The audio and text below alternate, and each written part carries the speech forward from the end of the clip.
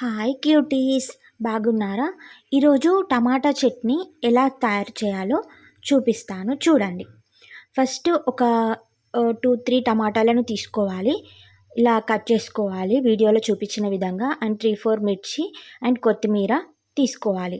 తీసుకున్న తర్వాత ఒక కడాయి పెట్టుకొని అందులో కొంచెం ఆయిల్, జీలకర్ర వేసుకోవాలి.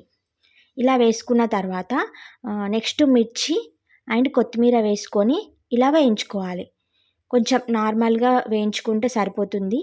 ఇంట్లో మనకి వెజిటేబుల్స్ అంటే ఏం లేనప్పుడు ఇలా ఒక 2-3 టమాటాలతోని కూడా మనం చట్నీ అనేది చేసుకోవచ్చు.